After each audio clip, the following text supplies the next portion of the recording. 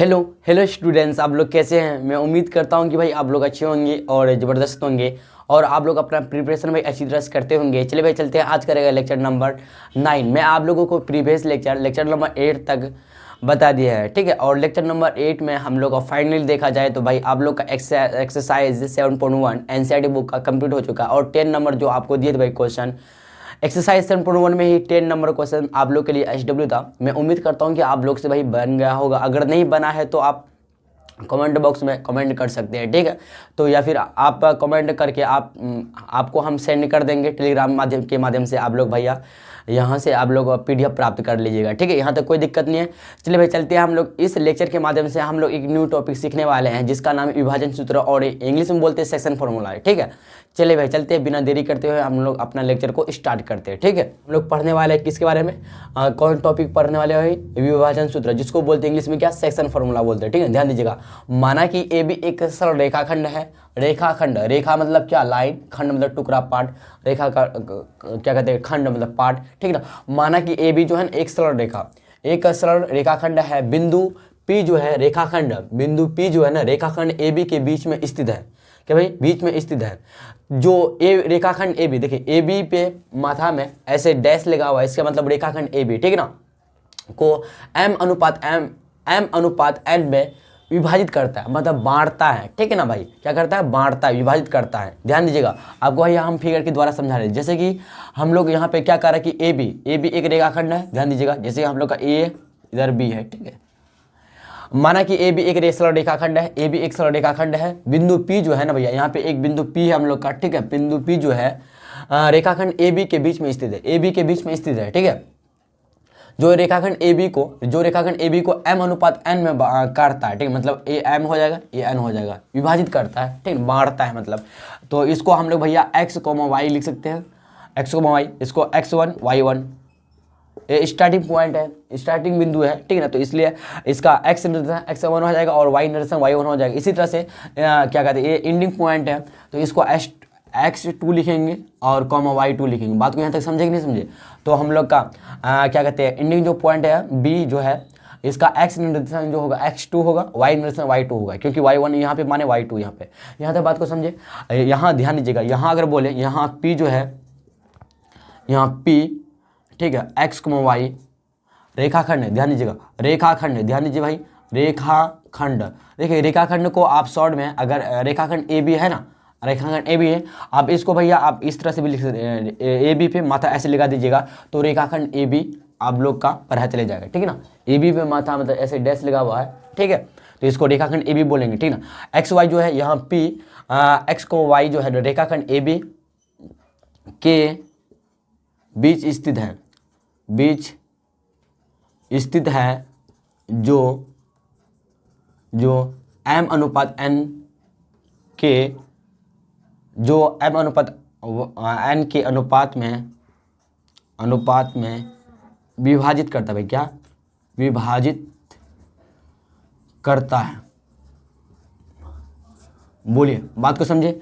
यहाँ पे जो हम लोग का बिंदु, यहाँ पे पॉइंट पी जो हम लोग भाई यहाँ पे लिए है, ठीक है ना। पी जो है एक्स को वाई, पी का निर्देशांक क्या एक्स वाई है, ठीक है ना। तो पी जो है रेखाखंड ए बी का क्या है, रेखाखंड ए बी का क्या भैया, रेखाखंड ए बी का ना, रेखाखंड ए बी के बीच स्थित है, क्या है, रेखाखंड ए बी का। देखिए यहाँ पे कह रहा है बिंदु पी जो है रेखाखंड ए बी के बीच में स्थित है। अच्छा, रेखाखंड ए बी के बीच में स्थित है, इसका मतलब यहाँ पे मध्य बिंदु इसको बोल सकते हैं पी, क्या मिड पॉइंट बोल सकते हैं पी। तो देखिए ध्यान दीजिएगा, यहाँ पी जो है ना एक्स वाई रेखाखंड ए बी के बीच स्थित है, जो एम अनुपात एन के अनुपात में विभाजित करता है, ठीक है ना। एम अनुपात एन के अनुपात में विभाजित करता है, ठीक है। तो यहाँ पे अगर बोले भैया एम अनुपात एन, यहाँ पे इक्वल टू 1:1 हो जाएगा, एम बट्टे एन इक्वल टू हो जाएगा यहाँ पे 1:1। समझे, बात को समझे कि नहीं समझे।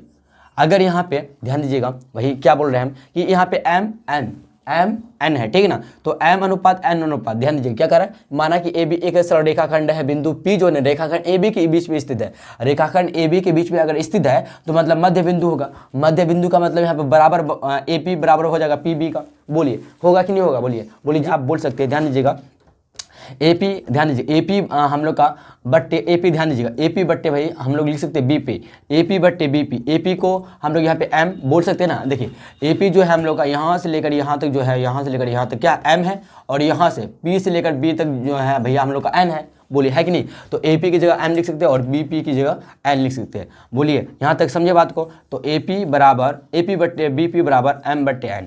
ठीक है, बात को यहाँ तक क्लियर है? कोई डाउट इसमें बताइए, बोलिएगा जी नहीं भैया कोई डाउट नहीं है। ठीक है, यहाँ तक आप लोग नोट डाउन कीजिएगा, थोड़ा सा रुक जाइए, इसको भी समझ देते हैं। देखिए क्या कर रहे हैं हम लोग का रिमार्क का, कोई बिंदु किसी रेखाखंड को, कोई अगर बिंदु है, कोई बिंदु है, एनी पॉइंट, ठीक ना, कोई बिंदु किसी रेखाखंड, किसी भी लाइन सेगमेंट को दो रूप में विभाजित करता है, दो फॉर्म में विभाजित करता है, मतलब काटता है, बांटता है। ठीक, ध्यान दीजिएगा, पहला है अंत विभाजन, दूसरा है बाह्य विभाजन। क्या भाई?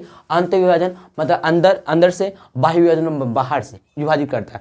तो कोई एनी पॉइंट, कोई भी पॉइंट है तो रेखाखंड को मतलब लाइन सेगमेंट को दो फॉर्म में करता है, पहला बाह्य विभाजन, दूसरा क्या कहते हैं, पहला यहाँ पे अंत विभाजन लिखा है और दूसरा बाह्य विभाजन। मतलब अब अंत विभाजन मतलब समझते हो इंटीरियर सेक्शन, और दूसरा बाह्य विभाजन का मतलब क्या बोल सकते हो बताइए? बाह्य विभाजन के बारे में बोले तो इसको बोल सकते हैं क्या, क्या कहते हैं, एक्सटीरियर सेक्शन बोल सकते हैं। ठीक है ना, यहाँ तक बात को समझे आप लोग भाई, यहाँ तक नोट डाउन कीजिए, फिर हम लोग आगे बढ़ते हैं। ठीक है, और हम लोग जानते हैं अंत विभाजन और बाह्य विभाजन क्या होता है। ठीक है ना, चलिए भाई आपको हम बता रहे थे कि क्या कहते हैं, विभाजित जो करता है, विभाजन जो करता है भैया, तो पहला अंत विभाजन, दूसरा बाह्य विभाजन होता है। ठीक है, किसी क्या कहते हैं, कोई बिंदु जो है किसी लाइन सेगमेंट पर जो मतलब विभाजित करता है, मतलब बांटता है जो है ना, तो अंत विभाजन और बाह्य विभाजन में बांटता है, दो रूप में बांटता है। ठीक है, चलिए चलते हैं अंत विभाजन। ध्यान दीजिएगा, जैसे कि हम लोग भैया ध्यान दीजिए, जैसे कि हम लोग एक बिंदु लेते हैं यहाँ पे A और दूसरा बिंदु यहाँ पे लेते हैं B। तो यहाँ पे अगर बोलें एक बिंदु A starting point 1, starting point B, तो यहाँ पे AB क्या हो गया, एक रेखाखंड हो गया, लाइन सेगमेंट हो गया। तो ध्यान दीजिएगा, और यहाँ पे एक बिंदु हम लोग लेते हैं भैया क्या, P ही ले लेते। ठीक है, तो P का जैसा x को y ले लेते, क्या x को y, और A का x1 y1 जो आपको पहले बताए थे, x1, y1, इसका x2 हो जाएगा और y2 हो जाएगा। यहाँ तो बात को समझिए, m अनुपात n, क्या भाई, m अनुपात n में विभाजित करता है। ध्यान दीजिएगा, तो अगर यहाँ पे बोले, ध्यान दीजिए क्या बोल रहे हैं हम कि रेखाखंड, ध्यान दीजिएगा, P जो है हम लोग का, P यहाँ लिखेंगे क्या, यहाँ P जो है ना, P x, y, रेखाखंड AB को m अनुपात n के, P यहाँ P जो है x, y जो है रेखाखंड AB को m अनुपात n के रूप में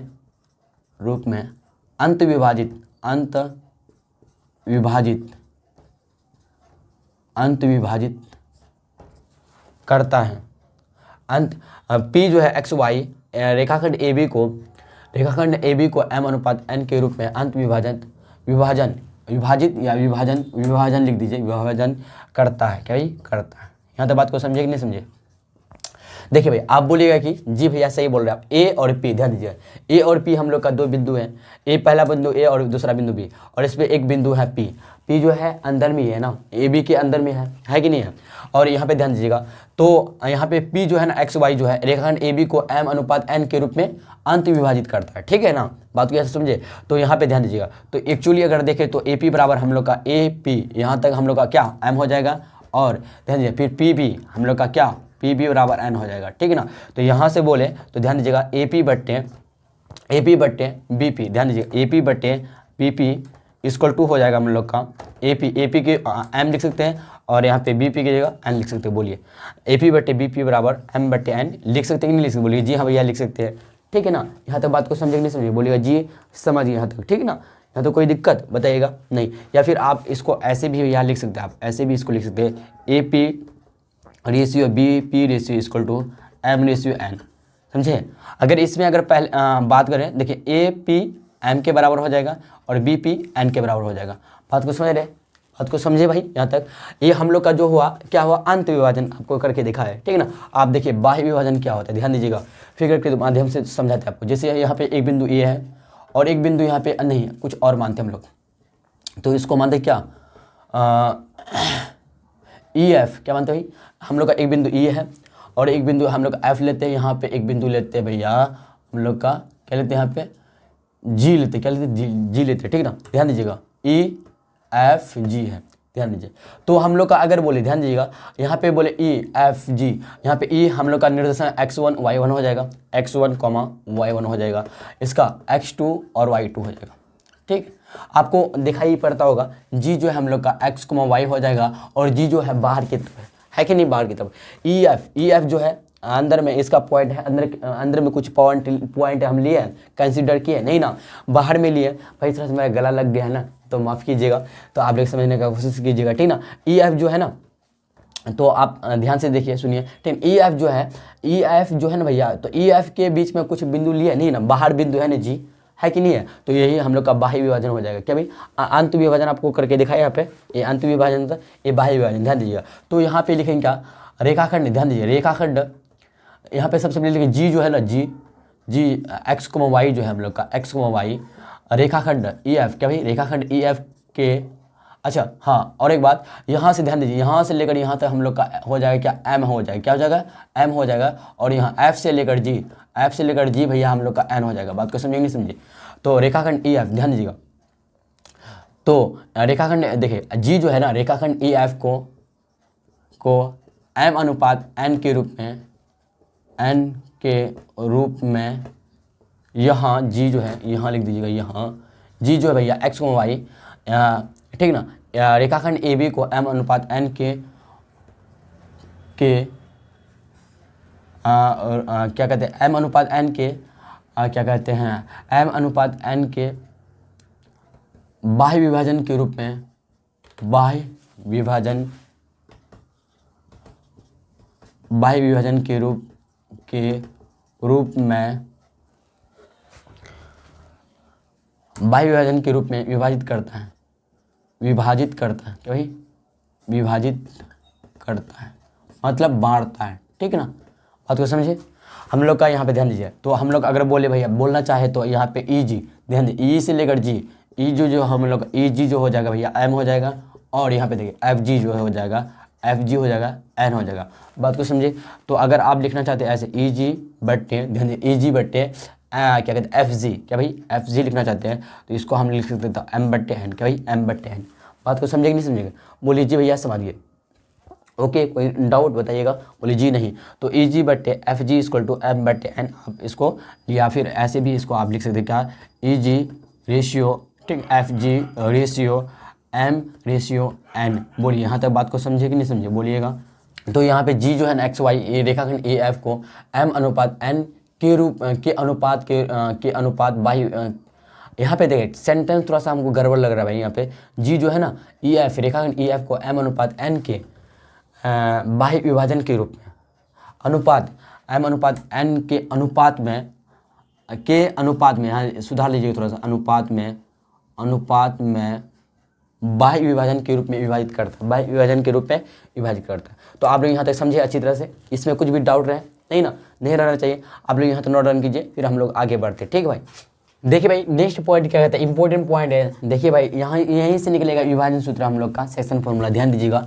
बिंदुओं ए जो है ना ए x1 y1, ए x1 y1 तथा बी जो है x2 y2 के मिलाने वाले रेखाखंड ए बी को, मिलाने वाले रेखाखंड भैया ए बी को कोई बिंदु P जो है ना x, y m अनुपात n के अनुपात में विभाजित करता है, मतलब रेशियो में, इतना के रेशियो में क्या करता है, विभाजित करता है, मतलब बांटता है। तो बिंदु P के निर्देशक बताइए। आपको सबसे पहले यहाँ पे दो स्थिति हो रहा, एक बाह्य विभाजन, दूसरा अंत विभाजन। तो हम लोग चलते हैं पहले भैया अंत विभाजन के लिए, ध्यान दीजिएगा। सबसे पहले आपको फिगर बना के दिखाते हैं, जैसे कि यहाँ पे एक क्या कहते हैं रेखाखंड ए बी, ध्यान दीजिएगा, ए बी है हम लोग का, क्या भैया, हम लोग का ए बी एक रेखाखंड है, और ए का निर्देशक x1, y1 है, और x2, y2 है, ठीक है ना, ध्यान दीजिएगा। और एक बिंदु हम लोग का है क्या, मिलान रेखाखंड ए बी को वही बिंदु P जो है ना, P जो है x, y, क्या भाई x, y है, जो m अनुपात n के अनुपात में विभाजित करता है। भाई क्या करता है, m अनुपात n के अनुपात में विभाजित करता है, m अनुपात n के अनुपात में भैया क्या करते हैं, विभाजित करता है। बात को यहाँ पे ध्यान दीजिएगा। तो हम लोग जो कर रहे हैं ना, तो अंत इधर देखिए, तो P का निर्देशांक हमको फाइंड करता है भाई, ध्यान दीजिएगा। अंत विभाजन की स्थिति में बिंदु P का निर्देशांक, बिंदु P एक्स कोमा वाई के निर्देशांक, ध्यान दीजिएगा। तब आपको बताएंगे तब बाह्य विभाजन के लिए। पहले अंत विभाजन के लिए देखिएगा इस स्थिति में क्या होगा। बिंदु P जो है ना एक्स कोमा वाई के निर्देशांक मतलब कोऑर्डिनेट, ठीक ना, कोऑर्डिनेट, ठीक है, ध्यान दीजिए डैश। तो आपको देखिए ध्यान दीजिए, जो m है ना भैया, m जो है इससे गुना कर देंगे और n को इससे गुना कर देंगे। बात को नहीं समझे, ध्यान दीजिएगा। तो यहाँ देखिए बराबर हो जाएगा हम लोग का, ठीक है ना। देखिए क्या कर रहे हैं हम, m x2, ध्यान दीजिएगा, m x2 plus n x1, बात को यहाँ तक समझे नहीं समझे, m x2 फिर n x1, एक इधर से फिर एक इधर से, बात को समझे, m x2 plus n x1 बट्टे m प्लस n, इन दोनों का क्या योग, जो रेशियो दिया है इसका योग, ठीक ना, रेशियो का योग, ठीक है, कॉमा ये निकला भाई x निर्देशांक निकला, लेकिन y निर्देशांक भी चाहिए हमको, तो y निर्देशांक ध्यान दीजिए। फिर क्या करेंगे हम लोग, m x2 plus n x1 बट्टे m प्लस n, फिर देखिए यहाँ तक हो गया क्लियर, कोई दिक्कत। फिर m y2, ध्यान दीजिएगा, m y2, यहाँ देखिए m y2 plus n y1 बटे m प्लस n, बोलिए यहाँ तक फाइनली समझे आप लोग। तो बिंदु P के निर्देशांक जो है ना, मतलब कोऑर्डिनेट जो होंगे, m x2 plus n x1 बट्टे m plus n, comma m y2 plus n y1 बट्टे m प्लस n। यहाँ तक बात को समझे भैया, नहीं समझे आप लोग, दोबारा आपको दिखाते हैं कहाँ से आए। देखिए m, देखिए टिक सीखिए आप लोग अच्छी तरह से ध्यान दीजिएगा। देखिए m है ना, तरीका देखिए कैसे हम लाए इसको। देखिए m है, हम बोले कि एक बार इसको गुना करना है, एक बार इससे गुना करना है, n से, m गुना x2 करना है आपको, m गुना x2 लिख दिए, प्लस है तो प्लस लिख देंगे, प्लस होगा क्योंकि यहाँ पे अंदर पूछा, अगर बाहर की तरफ माइनस होगा, जहाँ प्लस माइनस बहुत ईजी है। अगर आपको अंदर वाला मतलब क्या कहते हैं, अंत विभाजन वाला क्या कहते हैं, याद आ गया ना, याद हो गया, मतलब रिकॉल हो गया, तो आप बस जहाँ प्लस है वो बैलेंस बैठा दीजिए, फाइनली हो जाएगा, ठीक है ना, इसमें कुछ लफड़ा नहीं है, बस इसी में समझने की जरूरत है। ध्यान दीजिएगा, m x2 है, m x2 लिख दिया, प्लस फिर n x1 लिए, फिर x1, आप जो रेशियो है भैया इसका योग लिख दिए, यहाँ तक समझिए, फिर कॉमा, फिर y के लिए ध्यान दीजिए, फिर क्या किए, देखिए फिर m गए, फिर y2, अब x1 x2 नहीं लिखा, m y2 plus n y1, फिर n y1, ठीक है, बट्टे m प्लस n। बात को समझे भैया, डेट इज करके आप ऐसे इसको लिख सकते हैं, क्या, p के निर्देशांक, भाई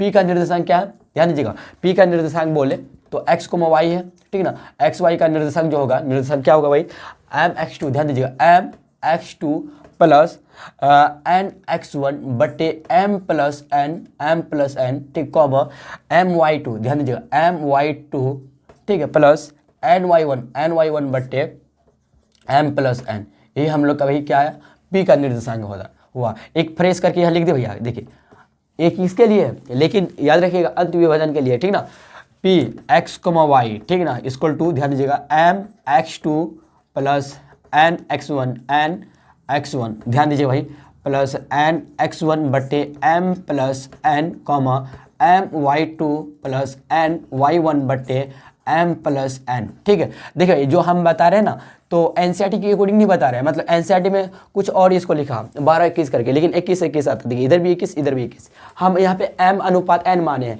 लेकिन एनसीईआरटी में जाइएगा तो m1 अनुपात m2 माना है, यहाँ पे हम यहाँ पे चेंज कर लिए, ठीक है ना, कोई दिक्कत नहीं ना, तो आपको हम समझा रहे हैं, समझ में आना चाहिए। तो p x, y equal to आ गया m x2 plus n x1 बट्टे m plus n, comma m y2 plus n y1 बट्टे m प्लस n। हम लोग को भैया यही क्या निकला, बताइए यही क्या है हम लोग का सेक्शन, क्या है, सेक्शन फार्मूला, क्या है, सेक्शन फार्मूला है, किसके लिए, फार्मूला है, लेकिन ये जो है ना अंत विभाजन के लिए, बात को समझे आप लोग, इंपॉर्टेंट है, इसको नोट डाउन कर लीजिएगा, इसको क्या पूरे प्रोसेस को नोट डाउन कीजिएगा। तब चलते भाई हम लोग, आप चलते बाह्य विभाजन के लिए, जहां प्लस है ना वहां बस माइनस कर देना, बात खत्म, ठीक है, आप लोग यहाँ तो नोट डाउन कीजिए, ठीक है भाई। चलिए भाई चलते आप बाह्य विभाजन की स्थिति में, ध्यान दीजिएगा, स्थिति 2, कैश 2 बात सकते हो, ठीक है, कैश 2, ध्यान दीजिएगा, क्या भाई, बाह्य विभाजन की स्थिति में बिंदु P का निर्देशांक, बिंदु P x को y का निर्देशांक, ध्यान दीजिए भाई, निर्देशांक, ठीक है, कोऑर्डिनेट डैश, ठीक है। चलिए भाई आगे हम लोग बढ़ते हैं,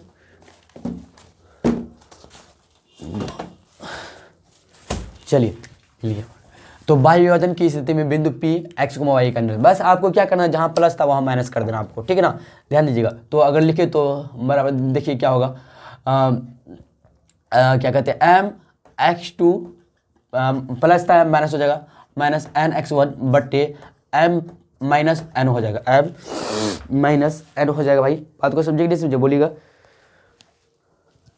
बोलिए सही है भाई, ठीक है ना। फिर इसी तरह से ध्यान दीजिएगा, फिर हम लोग का m y2 minus n y1 बट्टे m माइनस n, ये हम लोग का डेट इज करके भाई लिख सकते हैं, that is p x, y का निर्देशांक, ठीक है, निर्देशांक क्या है भाई, m x2 minus n x1 बट्टे m minus n, m y2 minus n y1 बट्टे m माइनस n, ठीक है। हम लोग का फाइनली भाई यही आ गया, क्या है सेक्शन फॉर्मूला। लेकिन किसके लिए भैया बताइए, बाह्य विभाजन के लिए, ठीक ना। ये क्या है, बाह्य विभाजन के लिए, किसके लिए है, बाह्य विभाजन के लिए, ठीक ना। यहाँ तक बात को समझे नहीं समझे। एक बात याद रखिए भाई कि जो आपस में इक्वल जो होगा ना, x इससे होगा इक्वल, x बराबर इतना का इक्वल होगा, इतना का, ठीक ना, इतना का इक्वल होगा, y इसके बराबर होगा, ठीक है ना, याद रखिएगा। इसी तरह से क्या कहते हैं, जो अंत विभाजन वाला बताए थे, x वाला इतना से यहाँ प्लस में कर देंगे तो इतने के बराबर होंगे, y भी इतने के बराबर। ऐसा नहीं है कि x बराबर इतना का नहीं होगा, x बराबर इतना का होगा, नहीं, ये y इतना का बराबर हो सकता है, ठीक है, ध्यान दीजिएगा। इस तरह का क्वेश्चन सवाल में आता है, ठीक है ना। बात को समझिए, हम लोग आगे जानेंगे अच्छी तरह से, आप लोग यहाँ तक नोट डाउन कीजिए, ठीक है भाई। मैं ऐसा करता हूँ भाई, जितने भी आपको बताए क्या कहते हैं विभाजन सूत्र के बारे में अच्छी तरह से टॉपिक समझाया, ठीक है ना, आपको अच्छी तरह समझ में आ गया होगा। तो हम लोग इस लेक्चर के माध्यम से सीख पाए भैया क्या कि विभाजन सूत्र क्या होता है, और हम लोग का विभाजन सूत्र किस रूप में होता है, दो फॉर्म में इसका क्या कहते हैं विभाजित होता है, डिवाइड कर सकते हैं, ठीक है ना। तो रेखाखंड को, ठीक ना, रेखाखंड लाइन सेगमेंट को दो रूप में करता है, एक अंत विभाजन, दूसरा बाह्य विभाजन। तो अंत विभाजन में जो हम लोग का सेक्शन फॉर्मूला निकला था भाई, क्या निकला था, p x y equal to p का निर्देशांक निकला था क्या, m x2। अगर अंत विभाजन का बोलेंगे तो प्लस डालेंगे, और बाह्य विभाजन में बोलेंगे तो माइनस डालेंगे। इस बात को ध्यान में रखिएगा, जहाँ प्लस वहाँ माइनस हो जाएगा बाह्य विभाजन के लिए। ध्यान दीजिएगा, हम बोलते हैं p x y का निर्देशांक, तो m x2 plus N x1 बटे m प्लस n, ठीक है, कॉमा फिर m y2, y निर्देशांक के लिए m y2 plus n y1 बटे m प्लस n, इसका अंत विभाजन हो गया। अब चलते भाई क्या कहते हैं बाह्य विभाजन के लिए बोलेंगे तो माइनस हो जाएगा, जहाँ प्लस था m x2 minus n x1 बटे m माइनस 1 हो जाएगा, कॉमा फिर m y2 minus n y1 बटे m माइनस n हो गया। बात को समझे।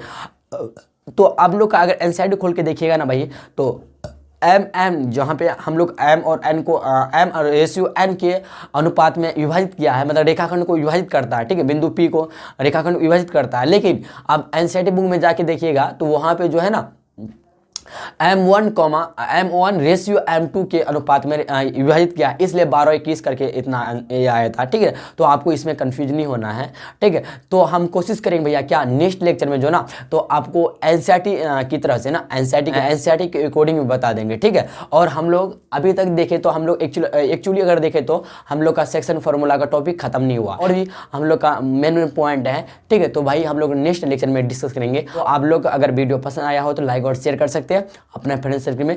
चलिए भाई मिलते हैं हम लोग नेक्स्ट लेक्चर में, ठीक है।